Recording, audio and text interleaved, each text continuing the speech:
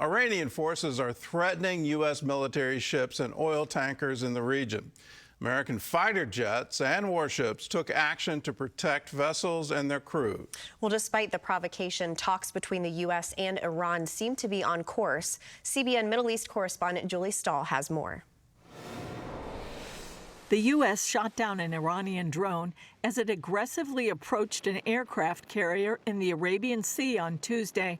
CENTCOM Spokesman Capt. Tim Hawkins said an F-35C fighter jet from Abraham Lincoln shot down the Iranian drone in self-defense. A short time later, Iranian forces harassed a U.S.-flagged commercial ship in the Strait of Hormuz. A U.S. Navy destroyer and aircraft came to its aid. Situated between Iran and Oman, more than 20% of the world's oil and about 20% of liquefied natural gas is shipped through the critical waterway connecting the Persian Gulf and the Gulf of Oman.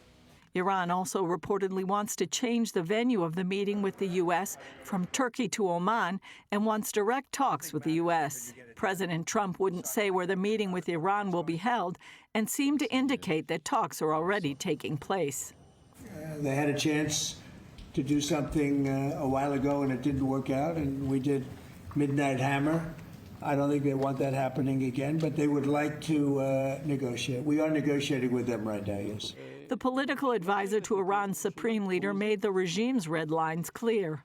The negotiations are only with America, and the subject is only the nuclear issue. An agreement about the nuclear issue is possible. Iran says it will not talk about the terror proxies it funds like Hamas, Hezbollah, and the Houthis.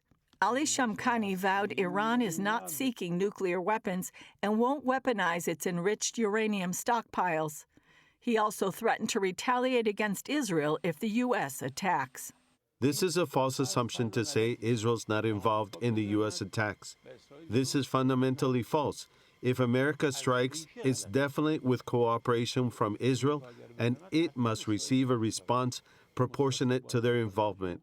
Israeli Prime Minister Benjamin Netanyahu laid out Israel's red lines in a meeting with President Trump's special envoy, Steve Witkoff, in Jerusalem on Tuesday.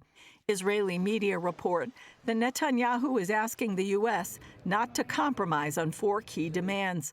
Iran must transfer highly enriched uranium to another country, cease enrichment altogether, halt ballistic missile production, and stop funding terror proxies in the Middle East. Netanyahu told Witkoff that Iran has proved over and over that its promises cannot be relied upon. Netanyahu also repeated Israel's demand that Hamas must be disarmed and the Gaza Strip demilitarized before reconstruction begins.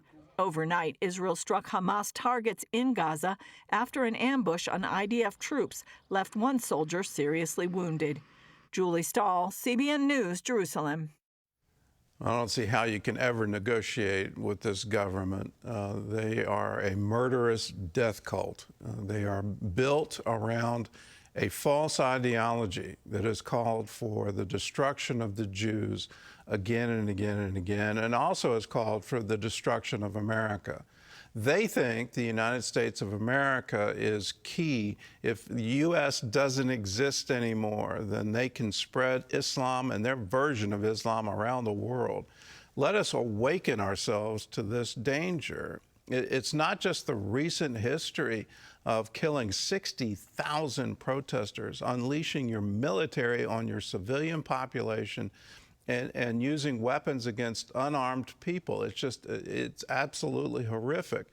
But I'm old enough to remember the 1980s. There was a war between Iraq and Iran. There were minefields that were stopping Iranian tanks. What did that government do? They took their children and asked their children to walk through the minefield. That's how horrific they are. That's what they do to advance their goals. I just can't see us ever trusting them in any kind of deal. They've broken everyone so far. Why in the world do we think they would keep a new one?